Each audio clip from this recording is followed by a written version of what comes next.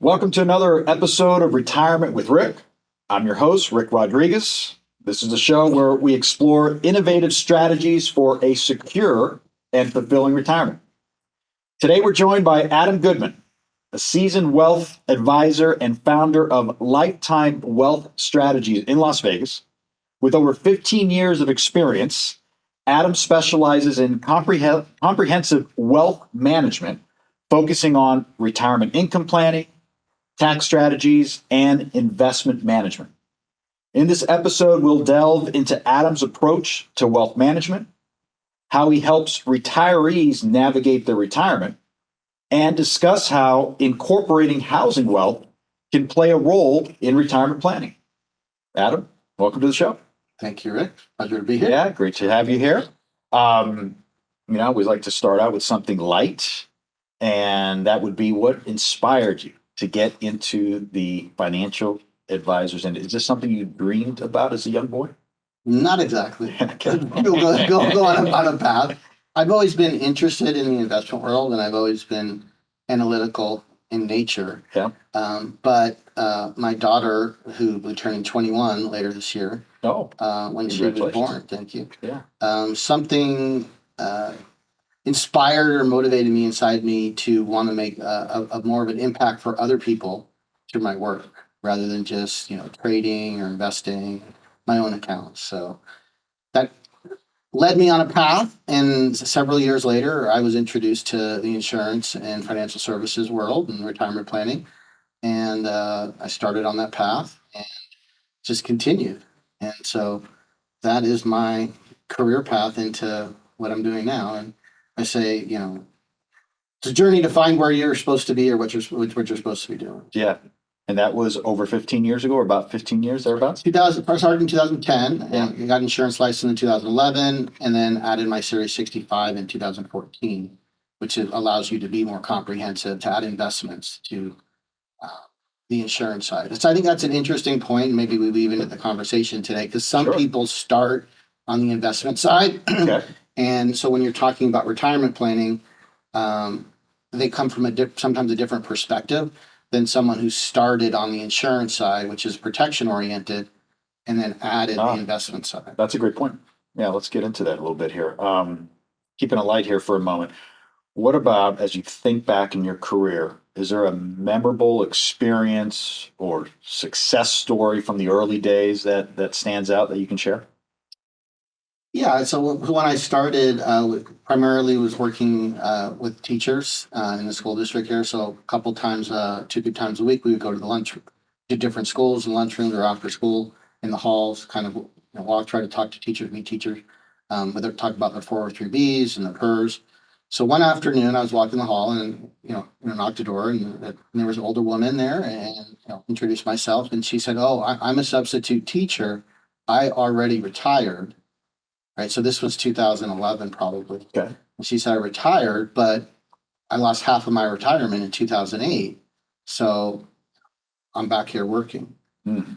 Right. And so, what got me into this industry was the option to have some of your money principally protected, to have upside potential with downside protection. I didn't know that existed. I knew about stock. I knew you can make a lot, you can lose a lot, but I didn't know about you can make some in good times and lose nothing in bad times. And that inspired me and motivated me. And this woman would have liked to have known about it. That's what kind of that motto is: awareness is the first step, right? If you don't know what's available. Right. Right.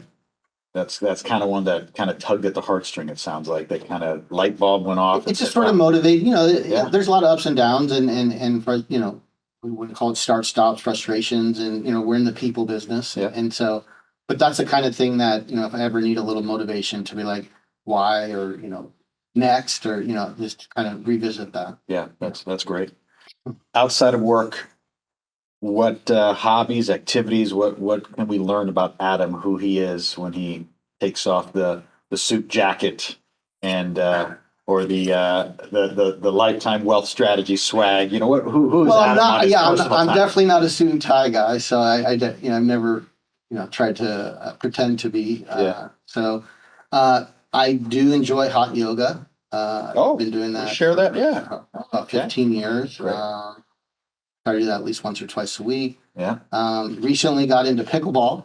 Oh, So that's you and the rest of America, you're a couple years behind, Adam. It just that's what happened. No, well, you just until you're I said, the mind's like a parachute. It works Yes. better when it's open. So you're like, I don't care. I mean, I think it's a terrible name.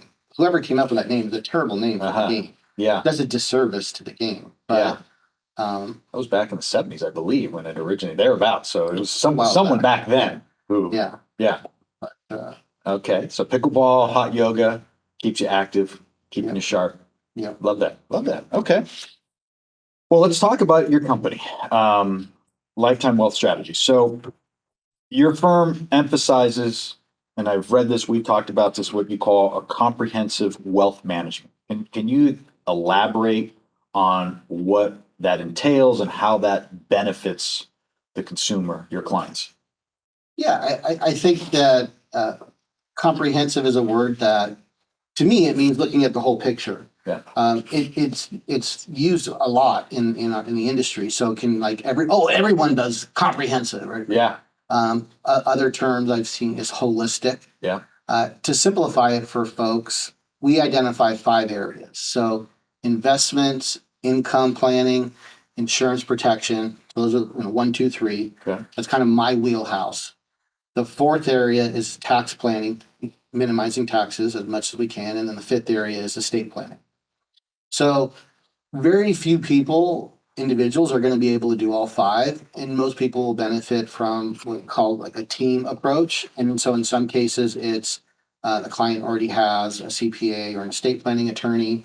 So collaborating, communicating, making sure that the other professional is aware of what we're looking at or what we're doing, or if we need some clarification on something, primarily around tax planning.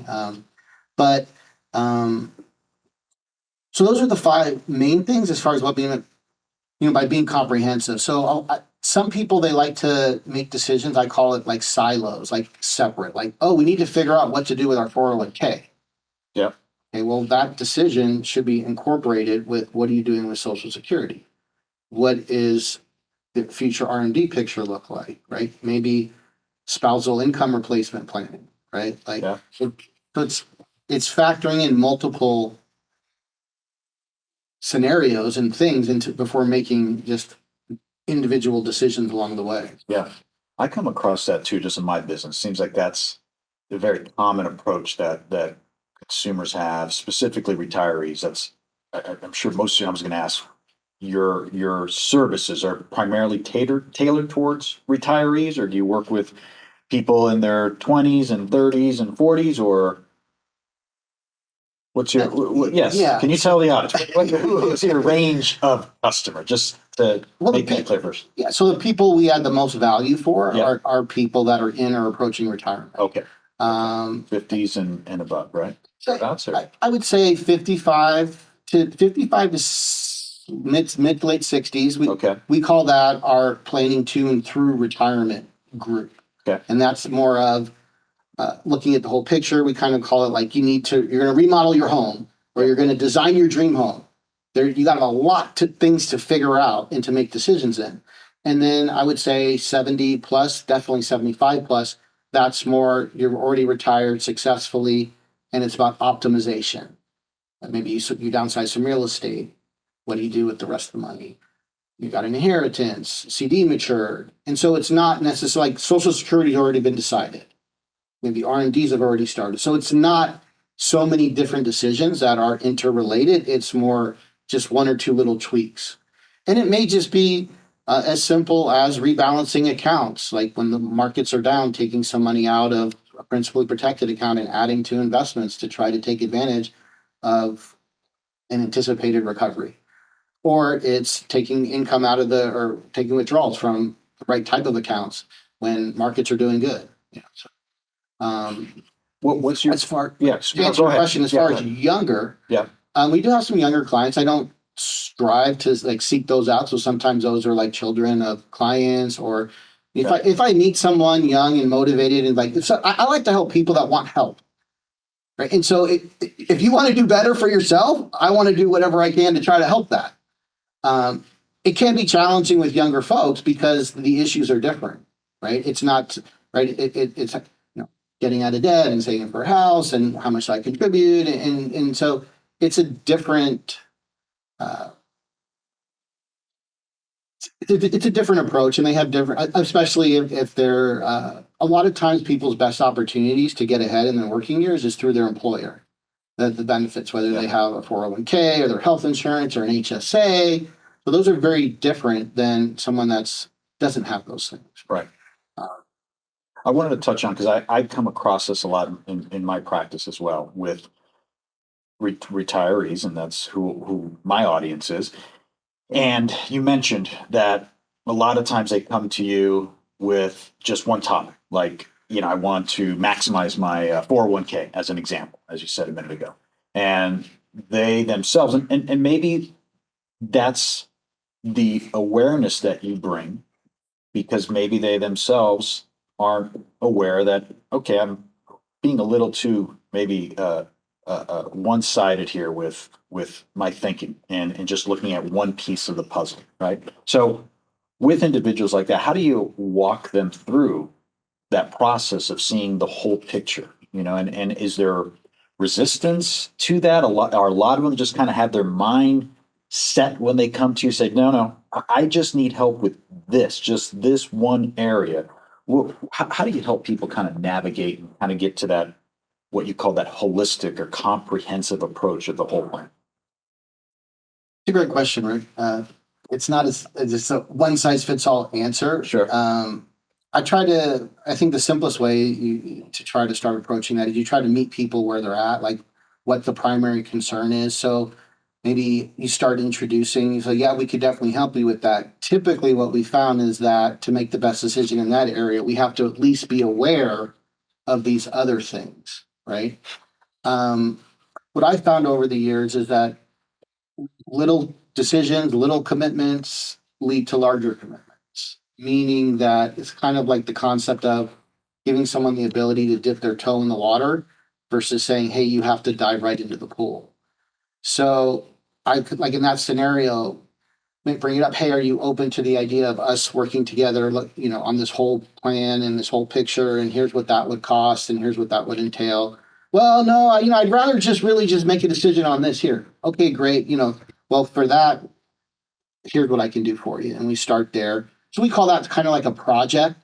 It might be 2 to 3 appointments. It might take 4 to 6 weeks. I can do hourly for that. I typically like to do flat fee. Um, Depends on the complexity and the situation. Some it might range $800 to $2,000. I provide that. I would, if you want to call that our loss leader, that would be the loss leader. That's just gives the way to establish the relationship, see how well we work together, and to them to really get an insight into the potential value, or at least the value on that project, but um, that I can deliver, and the thoroughness and the analytical nature that I bring, and at that point, make a decision that this was awesome. What else is there? Okay, hey, this was great. Let's go ahead and do these other things. Let's go ahead and talk about those other things. Yeah, understand. There are some people that are sort of open to sort of reshifting that initially, but what I found is that that's not the majority of people. Yeah. Yeah, that seems to be my experience as well. And what you said, that approach is number one, meeting them where they're at, and then just kind of taking your time. Maybe it's not going to be just in one sitting or two sittings or three sittings. It takes time, but knowing you and how you approach it, that's what makes you good. Is having that patience to walk people through that. And try to get to that complete picture, if you will, right? I know you hold a lot of different designations, and you're continually educating yourself and expanding your career and your education in your industry. One of the designations you hold is the RICP designation. Can you explain what that is, and how that might fit in with your approach, your strategies when working with retirees? Yeah, so the RICP is the Retirement Income Certified Professional. I believe the program came out 2014, 15. I was one of the first ones. I think it was maybe the second one in Las Vegas to get it in Is that right? 2016. Oh, wow. People ask me all the time, "Are you a CFP?" Are you, that's been around a long time. But Yeah. at the time, when I decided that I was going to go that path of getting more education and designations, and said, you know what, I think the retirement income certified professional makes more sense for me, for the type of clients I want to work with, as far as being in or approaching retirement, Yeah. as well as differentiating, because there's thousands of CFPs. People that's been around for, Right. and the CFP is generalized knowledge, so not taking anything away from anyone that has that. Yep. I Sure. think that's definitely would be more prevalent for someone working with people all across that spectrum. You said 20s, 30s, 40s, Yep. 50s, and maybe even some business owner type client. But for retirement individuals, retirement income planning, Yep. certified, that's what how do you go from we've accumulated to how do we distribute safely, minimize taxes? How do we address other factors? Reverse mortgages, as we will talk about more, is an important cog in an income plan, right? As well as pensions and social securities. Yeah. So it's just a more specialized focus. Yeah. Yeah. No, I agree. The was the founder of that Wade Fowl, or did he have what was Wade Fowl's, according from your perspective, what was Wade Fowl's involvement in the RICP program? He was definitely he was in the main curriculum. I think there was him and Michael Finke were, I recall, watching a lot of their videos and studying for that. So I know he was, and I think I don't know if his title was adjunct professor or with the American College. Right. I think he helped them create the course and then teach some of it. Yeah.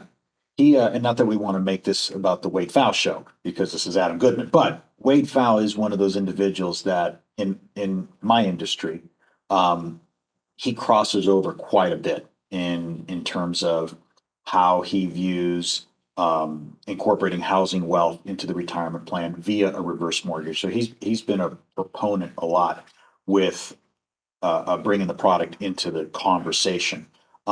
Is from your perspective, is he a someone that is like a mentor, or maybe not going so far as a mentor, but is it someone that at the time and maybe even in the present moment, someone that you turn to for education and just kind of more of you know taking your retirement income services, if you will, to the next level? Was he a vocal part of that?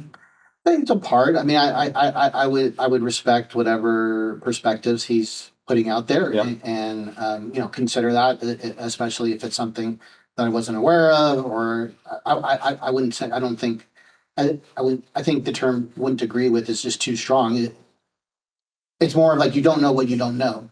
So if you're like, well, here's how we do it. Like what I found in this industry, most people end up doing, a couple few ways. It's like, A, B, or C. Yeah. And so if someone comes along and is talking about, D, E, F, are you one of those people that go, that's ridiculous, that's silly, that's it? Or do you go, you know what? Let's consider that. Let's look into that, right? Not necessarily we're going to do it, but if we're not going to do it, we're going to know why. Yeah. So that's one, and that ties into another concept I like to share with individuals is know, KNOW, what you're saying no to, NO, right? So I think that's very prevalent to a reverse mortgage when people go, oh, I've heard reverse mortgages are, well, maybe they're different now. Right. Maybe it could apply differently in your situation. Maybe you should look into it so that you can know, KNOW, what you're saying no to. Right. Right. Well said. You've got a couple other designations too. One of them that I wanted to touch on is the WMCP. Can you tell us what that stands for, and again, how that works into your practice? Wealth Management Certified Professional. So I went through that program. So these programs through the American College are thousands of dollars. Yep. Generally anywhere from 9 to 12 months. Some people maybe do a little bit quicker, some people take longer. Yep. And then each one you have to pass tests along the way. So I believe each of those programs there's 3 tests. So, and these are proctored tests. This isn't just go online and answer the question. Yeah, sure, okay, right. So you got to know your stuff. So the wealth management certified professional, it's about managing portfolios and portfolio construction. Okay. And I take a generally different approach than I would say the majority of peers in my industry. I think that a really simple way is just think of it, there's the old way and a new way, not necessarily good or bad. And then so the simplest thing is most people have cell phones today, iPhone or Droid, and they're not just phones today, right? They are computers, and we go online and we text and we do video calls, right? So, but the old way to communicate on a phone was you had a landline that would plug into the wall. There are some people that still have landlines today. A landline can still allow you to make a phone call. Yeah. But it's generally accepted that that's not the best tool if you want to do some other things, right? Besides just make a phone call. So how does that relate to managing a portfolio? I would say 50 plus years ago, some smart people came along and invented modern portfolio theory, which is comprised of stocks, bonds, and cash. And as you get closer to retirement or as you get older, you have less in stocks and more in bonds, right? And cash is your buffer, or and I think that's a very old school approach. But there's still plenty of companies and still advisors that utilize that, right? And so just as technology created new inventions and new products or new tools, we have other products and tools in our world, whether they're insurance products, bank products, investment products that are created using options to create defined risk and buffers and contingent and partial protection. And I think those add a lot more value than just the traditional all the up, all the down. Here's so many people talk about bonds are a buffer to stocks. You buy bonds so that when stocks aren't doing well, that cushions the portfolio. I think each ingredient, if you will, should have stand alone and have value, right? And there's tremendous research out there. Dr. Roger Ibbotson, if you've heard of him, study incorporating partially or fully replacing bonds with a fixed index annuity. And there's 20 pages of research going back testing 20 years. You have a smoother path, right? The problem with bonds is they're always interest rate sensitive. Yeah. Interest rates tend to move in both directions. And so with bonds, you're always exposed. Like, why do I want the most conservative portion of my portfolio that's supposed to be there for me in bad times could potentially lose money as well? And that's what happened in 2022. And it will happen anytime interest rates rise fairly quickly, in my opinion, in my experience. So you're obviously touching on risk management, which is a crucial part, I would imagine, right, in retirement planning and working with retirees. Obviously, their level, their tolerance of risk is much lower than those in their 20s or 30s or 40s, right? Unfortunately, their windows for opportunities for many is not as big as it is when you're younger in your 20s and 30s and 40s. So how do you, and you've used these words, protection, growth, but specifically, is there ways you can tell us how you help your clients, your retired clients, balance that growth and protection at this stage in their life? Yeah, well, two ways. So one, we use tools like fixed and fixed index annuities for principal protection and or lifetime income, as well as I use structured notes or buffered investments to provide partial contingent protection. So potentially do well in sideways or choppy markets.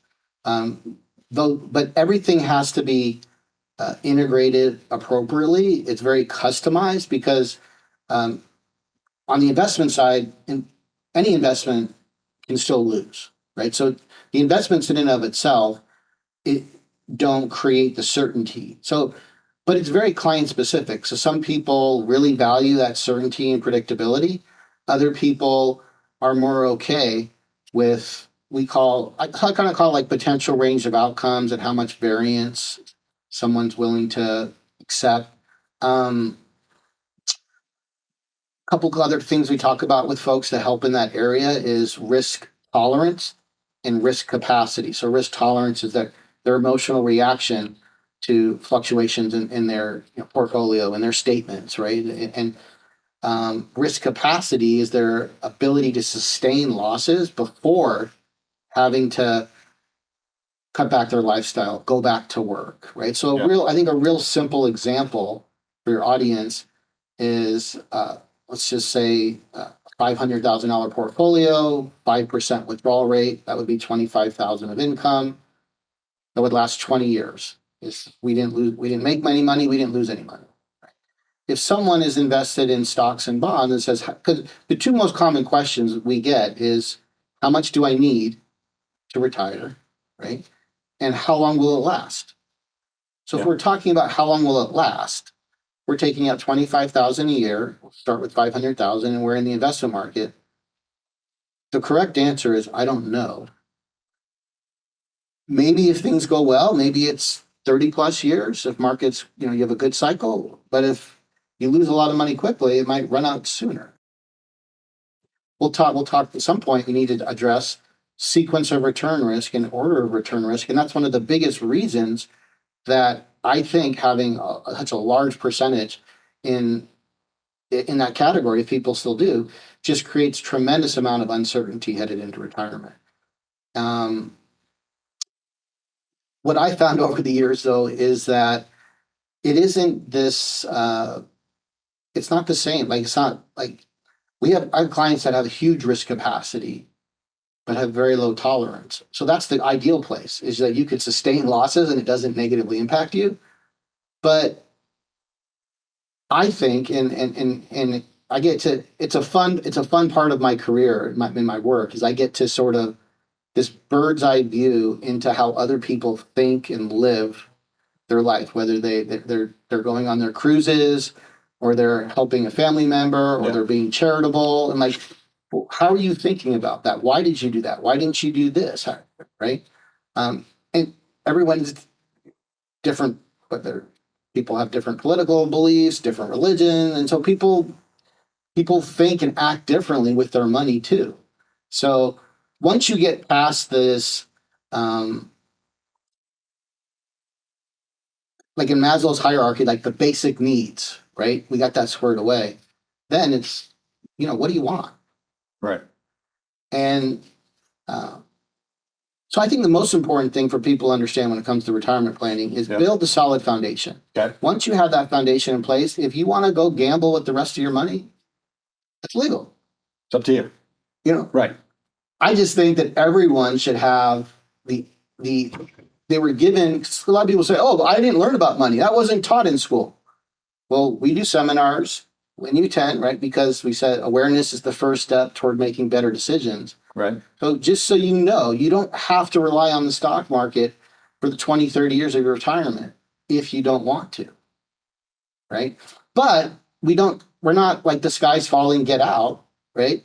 We think a balanced approach. So for some people, think of it like a house. What is your foundation?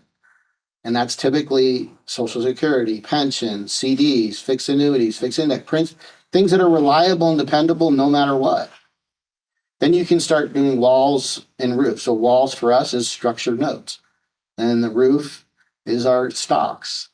And we can incorporate some bonds. I would categorize bonds similarly to structured notes, but we have data that shows that structured notes provide better returns with less risk over time. The thing that is very interesting with structured notes is that it's not an investment product that individuals can do on their own. So there are things that retail individuals can, and it's never been easier to manage your own portfolio if you want to, or cheaper, right? To go with Fidelity or Schwab or something like that. Right. But there are things that are available only to accredited investors, for example, or through prospectuses, right? Or distributed through advisors. And so that's what structured notes are. I was introduced to them probably 9-10 years ago, and started integrating them. So I feel very, very comfortable and knowledgeable. It's such a broad area. It's kind of like saying, talking about a car.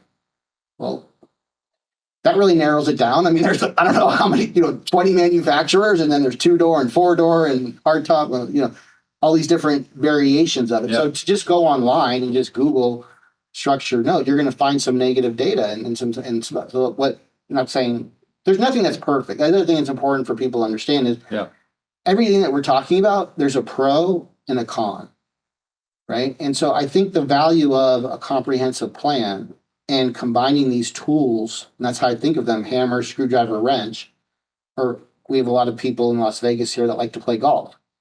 You can have 14 clubs in your bag, right? Your stocks is your driver, right? Your annuity, or I mean, your putter, right? Which one is better?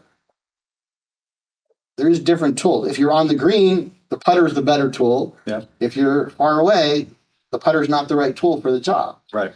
And that's what people miss and don't understand that much.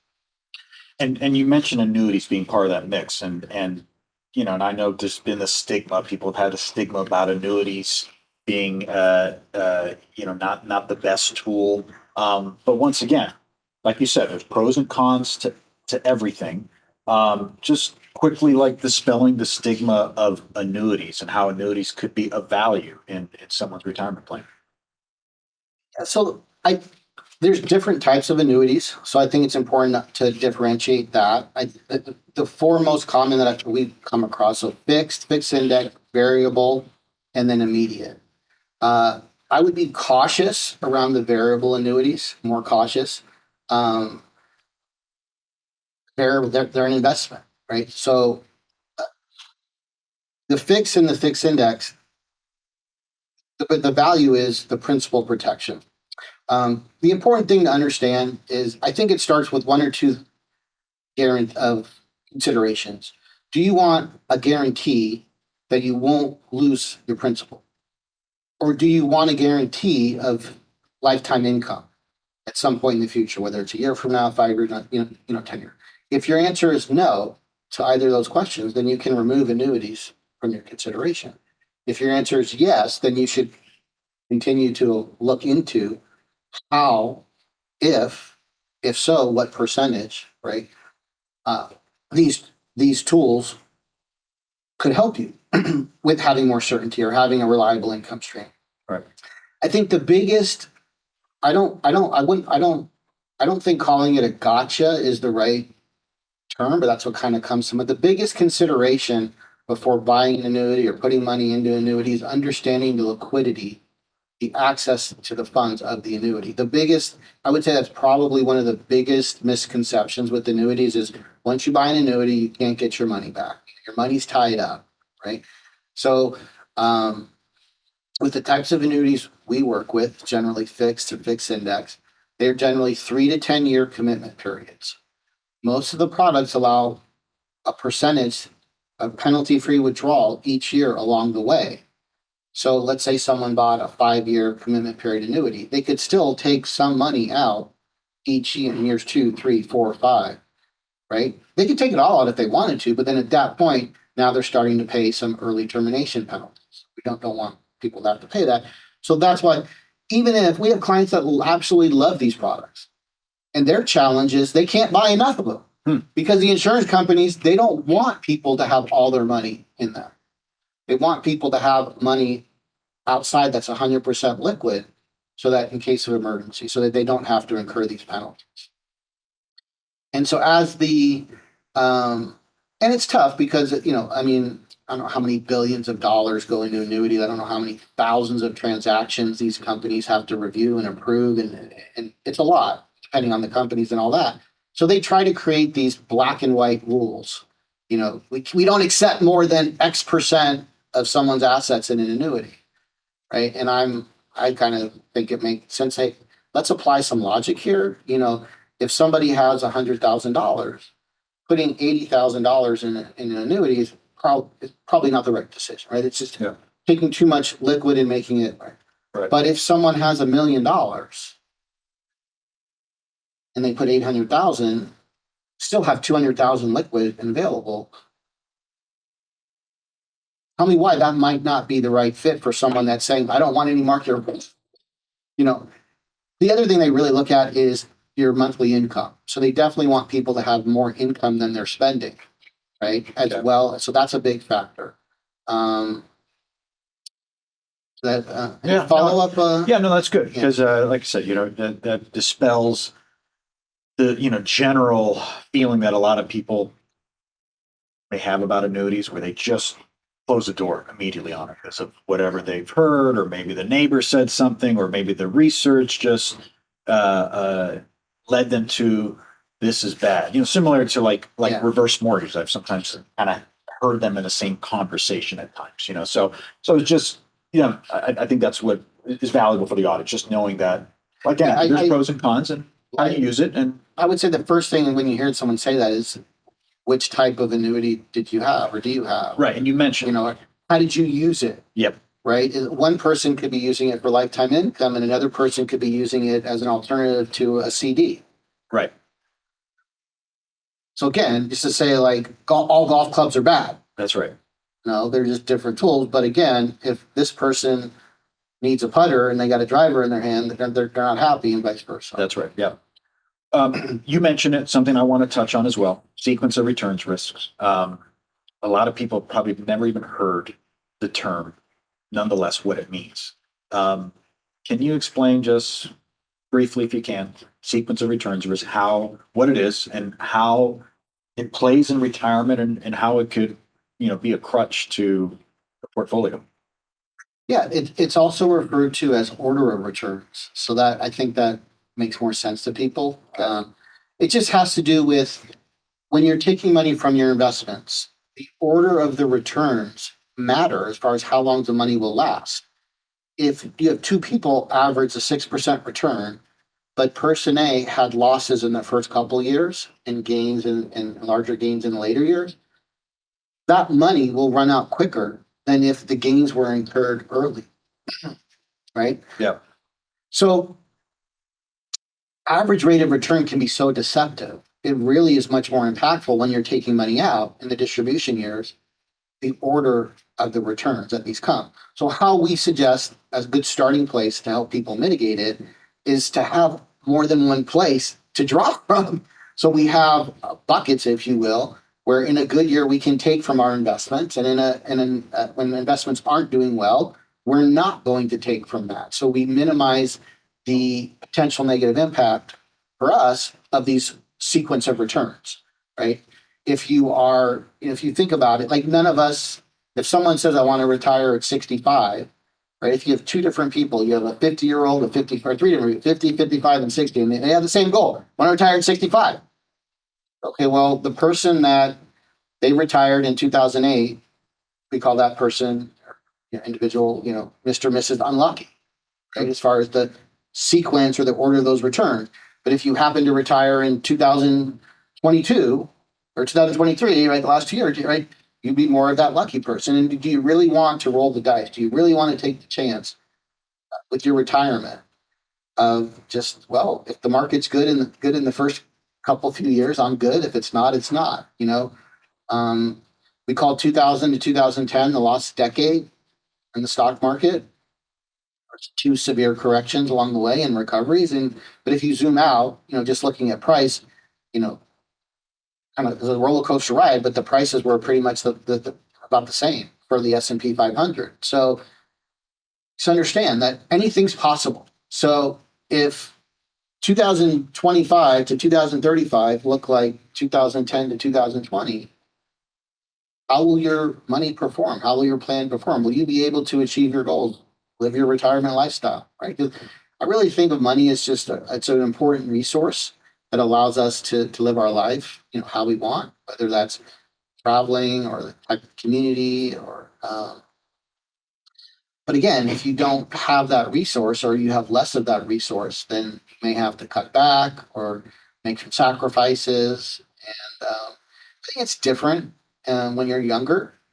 You can go back to work. You can, Sure. Uh, We've got more options. Yeah. Yeah. Right. When you're older, in general, but especially if health isn't as good, the idea of just being able to go back to work and turning on that income, it's just not that realistic for a lot of people. Yeah. And it can be hard too to come to that decision. Maybe a lot of people don't want to go back to work, and they're kind of kicking and screaming, going back to that thought, to that notion, right? Yeah. I know there's a lot of different ways that you can mitigate sequence of returns risk. But just general kind of put it in layman's terms for a consumer. Is there anything they themselves could do, you know, in their control, whether they have someone guiding them or not? Is there just like a general logic that if the market is down, you should do A, B, C, or if the market is up, you could do D, E. Is there like a general just advice you can give there? Yeah, we could try to keep it broad because Keep it broad. Right. But Yep. the most important thing is have some money that's principally protected. So some people talk about anywhere from 1 to 5 years. So I think 3 might be a good starting place, but I've heard almost, so 3 years of expenses, and whether it's bank CDs, right? Yep. Checking and savings, bank CDs, a 3-year fixed annuity, right? So that if we have a bad market cycle that prolong, you're not having to sell investments for your income. Right. And what about for those who are drawing from their investments, whether they have to or they're required to? What happens in just again, just kind of a broad scenario, a broad picture that you can paint? What happens to someone when they're drawing from the investments and the market is down? They're selling. The stock market concept of buy low, sell high. So if you think about it, if they're selling after the market's down, they're not doing that, right? So if they have to, it just, they're really exposing their money to running out quicker, Yeah. right? Right. If they don't have to and they want to, then it's more of okay, right? But that's why, especially when people have required minimum distributions, to at least have 2 different places to pull from, and generally one that is more of that principal protection, so that buffer, if you will, so that if the markets are down, you don't have to sell stocks when they're down 20-30% just because of a required minimum. Right. And these are what you call buckets of liquidity, or to just kind of paint a visual for people, right? The more buckets, the better. Is that a fair a statement? Is that a fair assessment? The more access you have to liquidity, is that typically, of course, managed responsibly, right? But the more access that one has to liquidity or buckets of liquidity, is that typically end better or have a more favorable outcome to the longevity of the portfolio? I'd say yes. As far as the exact number, I think that's more individualized. Yeah. I think that like in our bucket planning approach, we have 3 primary buckets, if you will. We call it now, soon, and later. Yep. The now bucket is generally bank dollars. The soon bucket can be comprised of a couple different things, so it's not necessarily. So you may have, say, 3 buckets, but you may have 5 different tools. So you may have the bank is the now, and then in the soon you might have a structured note, a fixed annuity, and then in your later you might have your more aggressive stuff, so your stocks, other things. But I think for the general approach, some people really like to downsize at some point and not have like 8 accounts or something, So Right. So anywhere from 2 to 4, I think, is probably a good baseline for most folks. Okay. What are your thoughts in terms of whether you want to call it a bucket or not call it a bucket, but what are your thoughts in terms of incorporating housing wealth into the retirement plan as either a bucket or a stream of liquidity to help strategize some of these points that you've mentioned so far in the long-term goal of just prolonging that portfolio to have more money to last you a longer period of time? What are your thoughts on housing wealth and incorporating housing?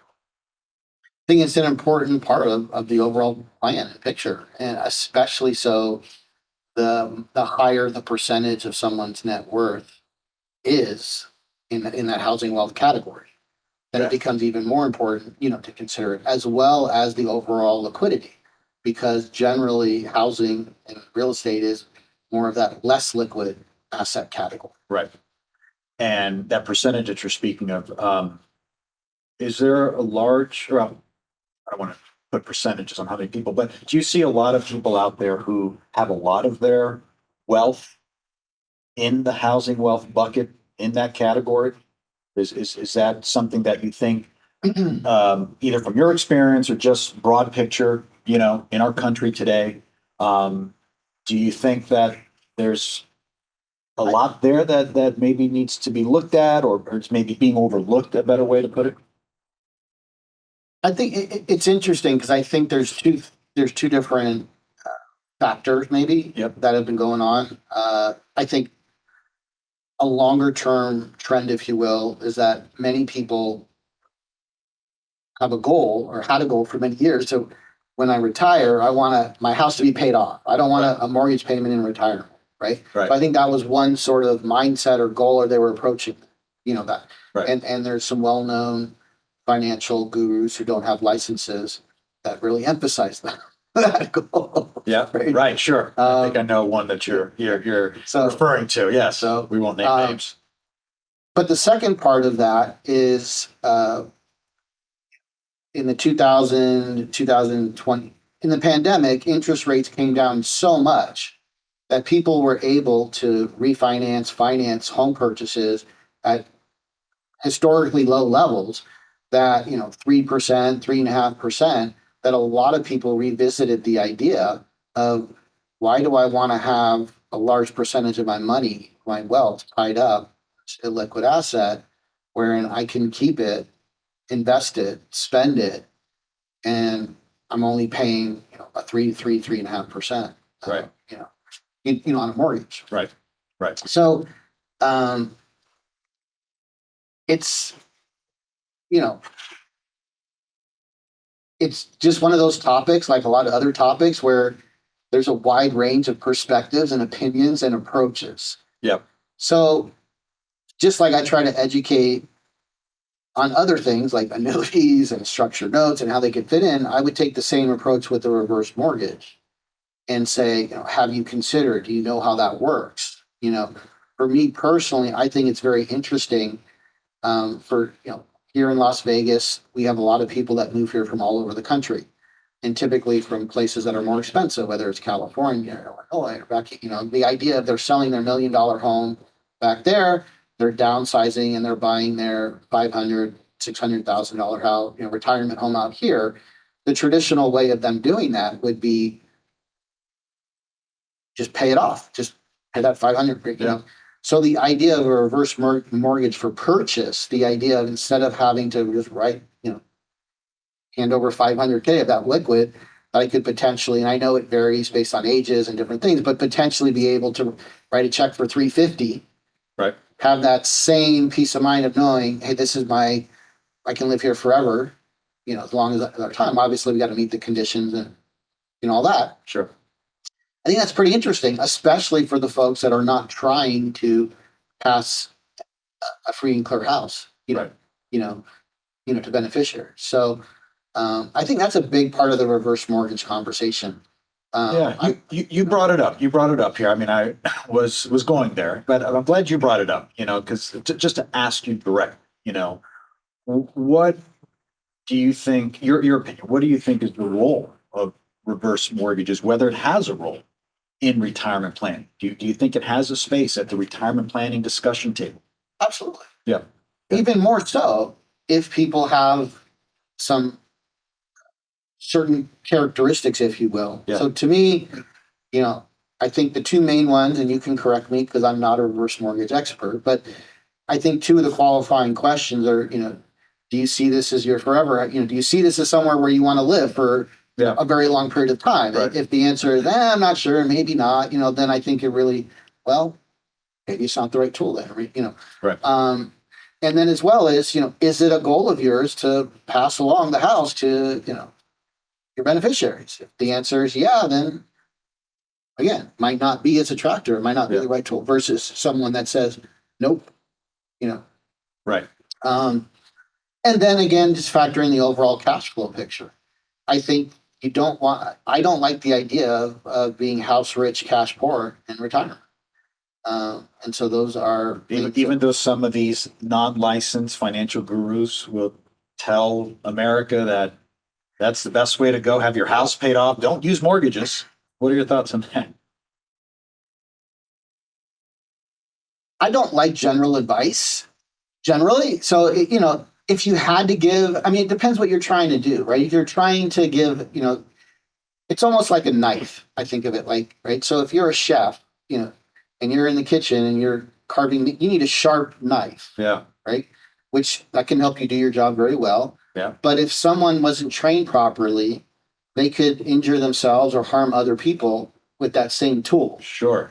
So if you're a novice, maybe you need that blunt, dull knife so you don't harm yourself or other people. Right. And so I would just say that idea of pay off your house so you don't have, that's more of the, yeah, if you don't want to, you want to have a simple approach and probably most likely will be okay. But if you're trying to optimize and you value control, right, to be able to make adjustments along the way, I think again, factoring in as long as if somebody had a million and a half, cash, and they're talking, hey, I'm thinking of paying off my house, free and clear, 500,000, totally different conversation than someone that has 700,000 and is thinking of the same thing. Sure. But because of that liquidity and control and what if. Right.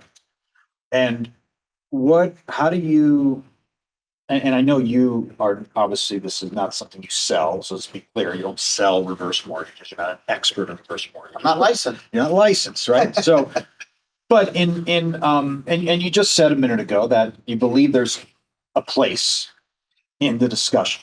So I presume at times with your clients, perhaps the topic comes up. You may raise awareness of the topic.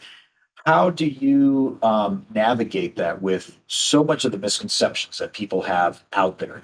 You as a accomplished wealth management advisor, bringing up a topic that, in the eyes of many people, is a has a very negative stigma, as we know. Um, that could potentially jeopardize your credibility, maybe, right? I mean, I'm going out on a limb here and thinking, because I know, and the reason I say this because I know that there are many financial advisors out there who will stay away from the word reverse mortgage because of what I just said, and potential tarnish to their credibility. And they won't even talk about housing wealth in the plan, which there was a great article. I don't know if you ever read it, but Jamie Hopkins back, it's been about 6, 7 years now, in Investment News, wrote a fantastic article directed to his colleagues in the financial services industry. He said that the greatest failure of the financial services industry is not incorporating housing wealth into the plan, not even talking about it. And he went on to say, and not discussing reverse mortgages. He's not a reverse mortgage person. He doesn't get paid for it. He was just bringing the awareness that, if we're truly, and you used the word a couple of times, if we're truly trying to put together a holistic, comprehensive plan, how are we not even talking about one of the largest assets, if not the largest asset for many Americans? Um, so with all that, how, when you bring that up, how do you navigate that, the stigma, the misconceptions, confidently without, feeling that, it can be a detriment to your own career, your own business? Well, if I think it could be in the client's best interest, I'm going to bring it up. I usually start by an open-ended question. Are you familiar with? Have you looked into? What's your understanding? Yeah. So you try to get their baseline. Um, if they have a strong, some people will respond pretty negatively. Like, oh, I've heard there are other people like, I really don't know much about it, but yeah, I'm open to looking into it. Right. So obviously, it's easier to deal with and work with the second reaction than the first. Um, but if the conversation as quickly as possible, I try to connect them with a licensed individual like yourself, and I for certain clients like our comprehensive clients, I've sat in on meetings, if that's what they need to feel comfortable. Uh, but I don't have a concern about it damaging my reputation. I just do what I think is best for people, and I live with that.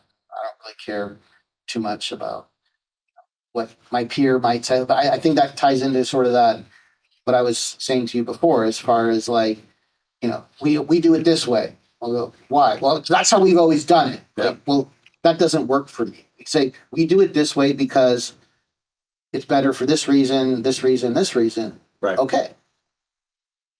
Right. That's why I'm independent. I don't work for Yeah, good point. a company that can restrict or mandate or say you have to do this or you can't do that. And That's a great point, not to interrupt you, because that's another thing I've come across in just, my dealings with different financial advisors over the years is those who do work for companies, they almost have shackles on them in this space, in the realm of discussing housing wealth and even using the word reverse mortgages. Many of their compliance departments will come down them. I've actually been a part of that a couple times where that happened, and they told me, the advisor that is said, I'm sorry, but I can't collaborate with you potentially on reverse mortgage for my clients because my compliance department won't allow for that. What is your quick thought on that? I mean, if they're, not, I'm not going to, call anybody out here, but I am a little passionate about this because you and I are in the industry of helping people, and we've got a duty, right, to a fiduciary duty, if you will, to make sure that the advice that we're providing people, is of course, honest, fair, and comprehensive, right? Especially in and I'm not going to put the weight on your shoulders, but I'm going to put it for a second, especially on your shoulders as a wealth advisor who covers a wide variety of products and services, right? Mine's a little bit more narrow focus, right? So for those who are out there who work in companies that might, you know, have this type of restriction and then are touting that to their customers and their clients, and customers and clients are walking away with that impression or that lack of information, if you will, of how housing wealth can be incorporated. I mean, is that a disservice? Am I going too far in saying this is potentially a disservice that is out there for the no, consumer? no, I would agree with that characterization more than disagree with it. I just think that you got to pick and choose your battles and fights, and you got to understand maybe the landscape, the industry, the world, and so yeah, that's an investment company that they don't have a dog in the fight, if you will, or they don't financially benefit if their client does or doesn't have a reverse mortgage. They're probably not going to be as passionate and enthusiastic any level to the degree that someone else is, Yeah. right? And so yeah, it's more like we can't take a stand. We're just gonna we don't endorse it. Obviously, we don't say you can't do it, but we're not going to talk about it. We're not going to you know and yeah, I think you're much more likely to find that in larger organizations. And it's tough. I see both sides, but I ultimately side with the consumer side. I don't side with. I think a lot of my industry is the consumer is the ingredient, Hmm. right? If you think of why are mutual funds or stocks created? It's not to help individuals. My opinion. It's not to help individuals build wealth. It's to help companies create capital, right? It's so portfolio managers have a job, right? And right now, if we can hopefully we create that good outcome for them too. But without them, we don't exist, right? Right. Um, but there are some pretty crappy, in my opinion, investment products and investment tools that people utilize. I think maybe one thing we should at least touch on in the show is target date funds. Okay. Because a lot of people have those in their retirement plans, 401k type stuff, and don't even know what it is. I think that if you want to talk about Let's elaborate. Yeah. disservice to the Yeah. Let's continue on this road of disservice. Sure. Why not? I mean, you say, well, it's better than nothing, right? If you're getting Uh-huh. someone who wouldn't invest because they don't understand, they would never do it themselves, to go, okay, well, I could just check a box, say yes, and then this amount per month, and getting him to do anything is better than nothing. Okay, that's step one. But target date funds are primarily comprised of stocks and bonds. And based on that modern portfolio theory of you tell us what is your target retirement date. So you're 2030, you're 5 years away, and I'm 2040. I'm 15 years away, for example. Obviously, our numbers are different. Right? So the closer you are, that inside that fund, they're going to reduce stocks and increase bonds as you're getting closer to the target. So it's this stock and bond approach, and it's called a glide path, where if I start in at some 2025 and I'm in the 2040 fund, I may be 70% stocks, 30% bonds today. And then all along the way, periodically, whether it's once, every year or, every couple of years, the fund manager is going to, on my behalf, reduce the stocks and increase the bonds so that I am practicing the idea of being more conservative as I get closer to retirement.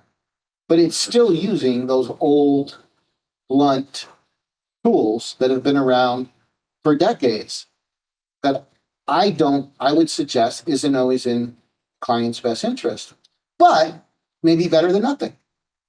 And do you believe that these blunt tools are more prevalent with the advisor who works in these big corporations because the corporations are the ones providing or dictating the tools that the advisor should use? In many cases, yes. I also think that again, so in company plans, 401k plans, there are very limited menus, right? Choices. Typically, you can't use a structured note or you can't use an annuity within those. So you're typically primarily stock, bond based investments. It could vary based on plans, but that's more prevalent.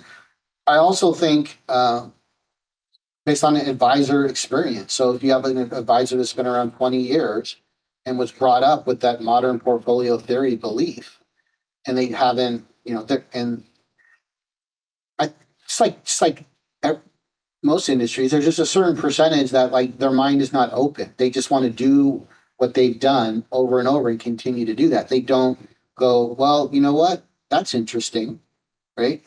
This is something new. I mean, I don't think Bitcoin needs to have a big place at the table in the retirement planning conversation. But I think it's really interesting from the perspective of 20 years ago, it didn't even exist.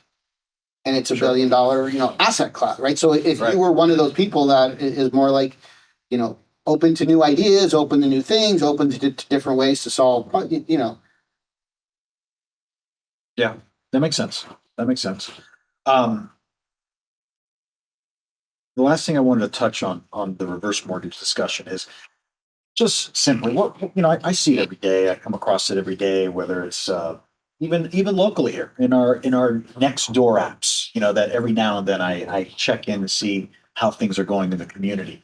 Um, there's a lot of our neighbors, people in our community here, homeowners, consumers, who have these very strong opinions against reverse mortgages. And I gather that many of them may not have a personal experience as to share as to why, or if they do, maybe it was their own personal experience that uh, when you learn more, you might uncover that maybe it wasn't the right tool for that particular situation, right?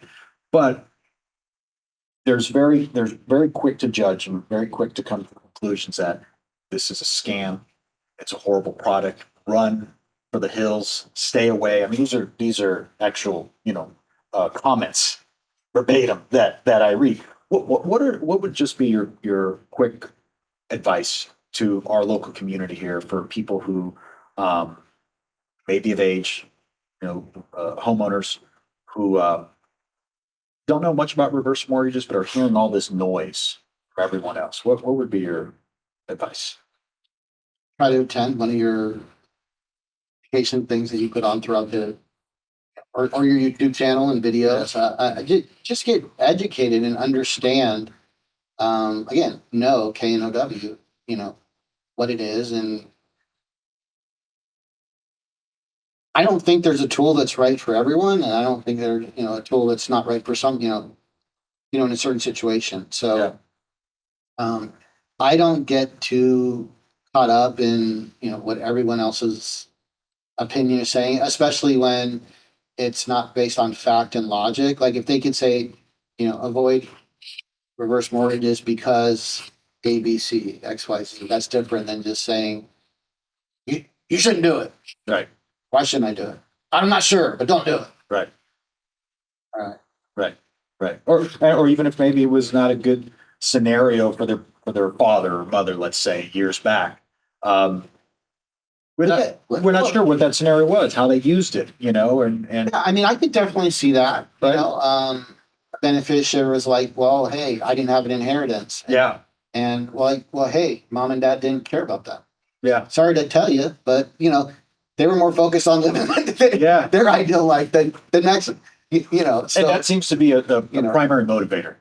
Why people usually it's younger people, mom and dad. It was horrible for them, and I'm speculating too because I haven't had personalized conversations with these individuals, so I'm only gathering that perhaps they weren't aware that mom and dad did a reverse mortgage, and then when they found out, they're looking at it, and they're like, "Wow, maybe I was kind of counting on this piece for my inheritance, and there's not much here, or there's less than what I thought." So Yeah. I can understand that. All right, one of the things that we've obviously been talking a lot about how we can help our community, help our clients, and it's something that we're kind of have the same approach, if you will. One of the reasons I enjoyed working with you is that, and you said it a minute ago, you are more customer based or customer focused. Thank you. Than product focus, right?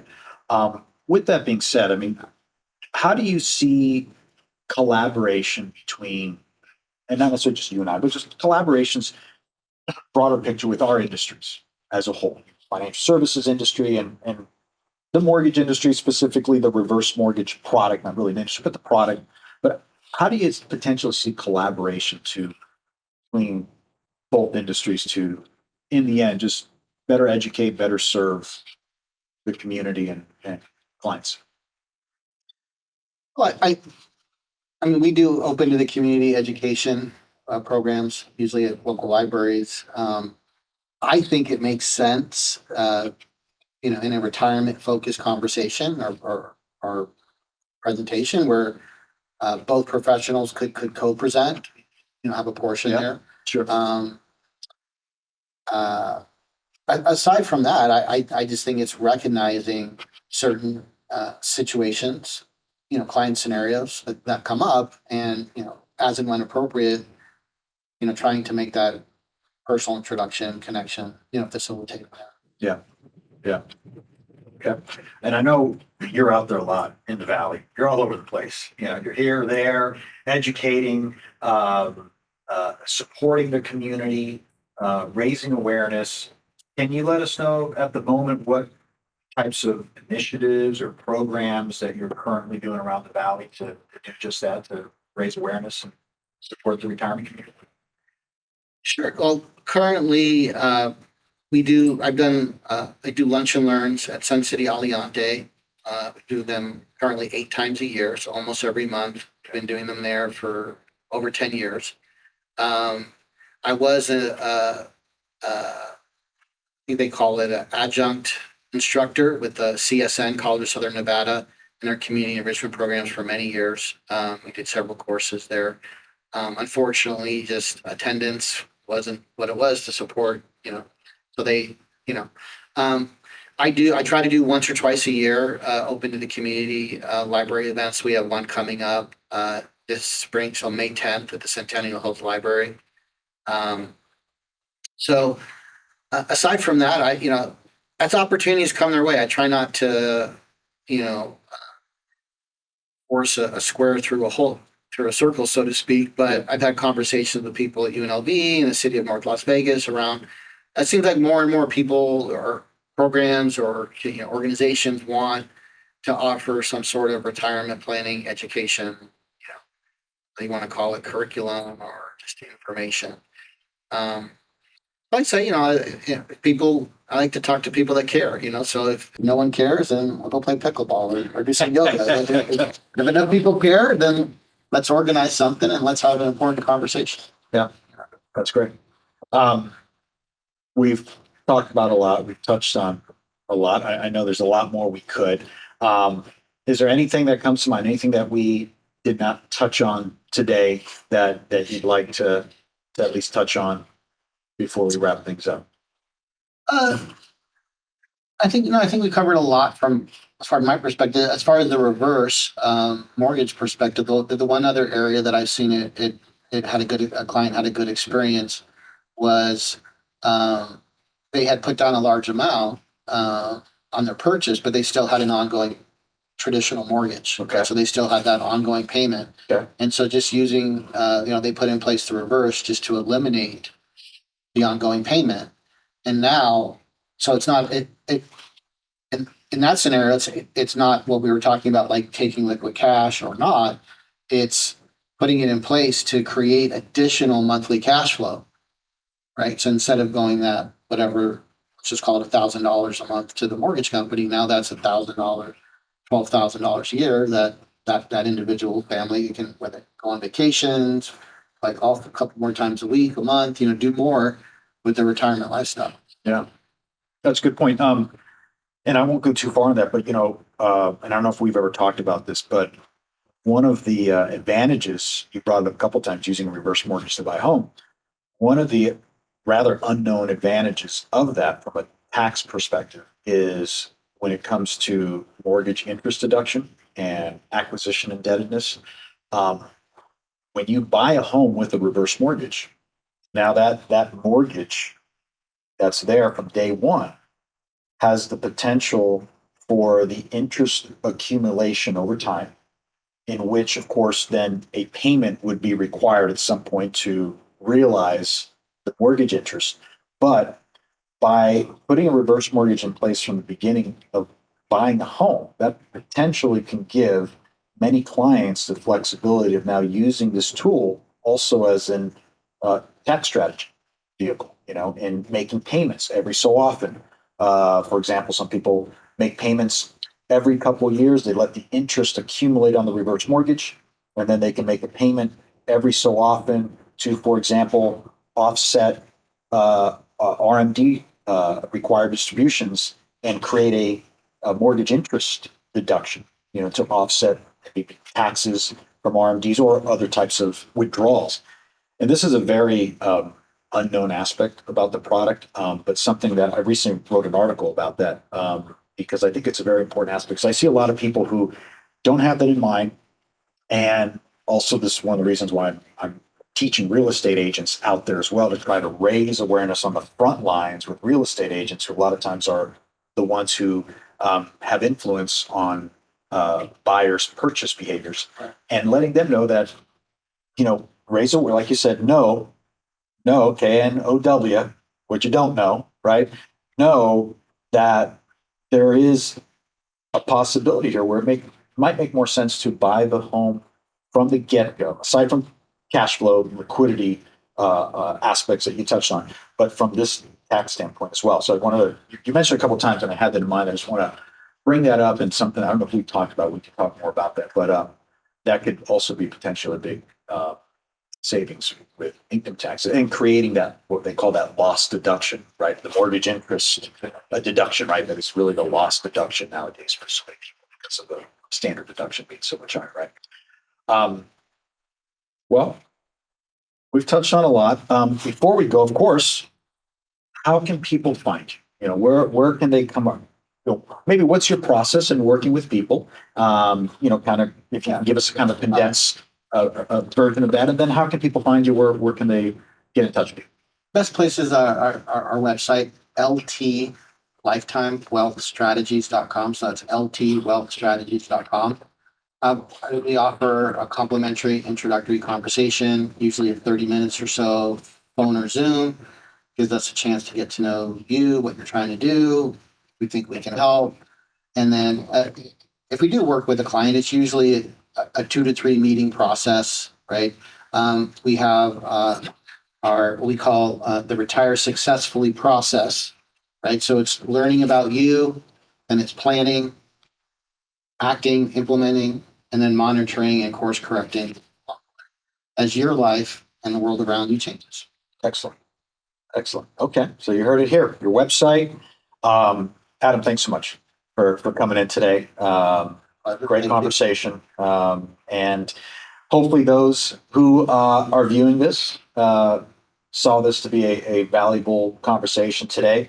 We explored a lot about comprehensive wealth management strategies, and also we touched on the role of housing wealth in retirement with Adam. So thank you again. If you're considering how to optimize your retirement plan, reach out to Adam, or feel free to reach out to me, and I can relay information to Adam. And as always, if you have any questions pertaining to housing wealth and how to incorporate that into your retirement via a reverse mortgage, reach out to me anytime. Hope you enjoy this, and till the next time.